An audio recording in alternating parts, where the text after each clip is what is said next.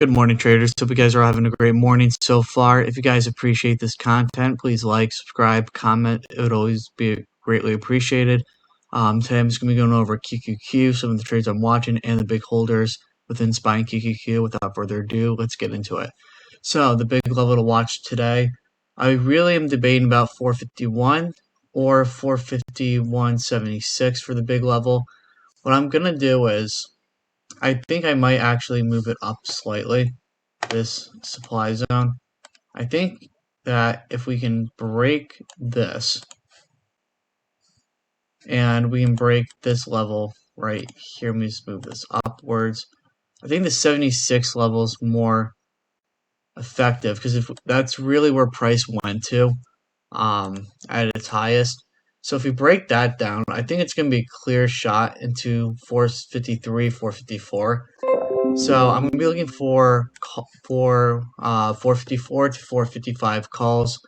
If we end up hitting and breaking up above 451.75, if we end up rejecting that area, I'm going to be watching probably. I'm going to be looking for that gap fill trade as well, but I'm going to be looking for some downside. But I'm not going to get bearish on SPY until we break down 450.21 because we could still get a lot of upward momentum on that gap fill trade.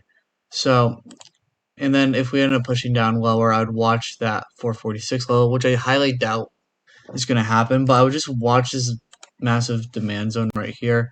Matter of fact, I should probably raise it slightly. We'll modify this out a little bit. So bring it to here. And let's make this demand zone a little smaller. So what we'll do is we'll bring it to here. I think that's more of a valid area. I think that's where the strong buyers are. If we end up breaking down this demand, then I'm going to be looking for a push down to 446. If we end up breaking 446, then I'm going to be looking for 443 to 444 puts. And then let's see what we got on QQQ going. Let's see here. So QQQ coming into this supply zone right here. I felt like I had these zones drawn out a little differently than they are now, but I could be wrong. So we're going to watch this level here. We're going to raise this up further. So really the sellers are going to be within that area right there.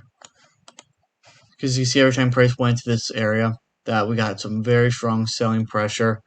So I'm going to be looking for some downside if we end up coming into that supply zone there. If we end up breaking above it, I'll be looking for 391 to 393 calls. If we break below it and stay below this, I'll be looking for 383 to 385 puts. If we end up coming back down to the 383 level, I'll be watching for 375 to 380, or no, 386 to 387 calls. And if we break below 383, I'll be looking for 375 to 380 puts. On QQQ, always watch that gap fill trade. If we end up staying around here, the gap fill trade is not really going to be any of use, just because it's such a small gap. SPY is definitely a better gap fill trade. So Amazon, let's see how we're doing. It looks like that you definitely have a gap fill trade going on Amazon, so that might be something to look for. That gap fill would be, let's see what the close was yesterday. 142.84 is where the gap fill would be on Amazon, so I'd watch that.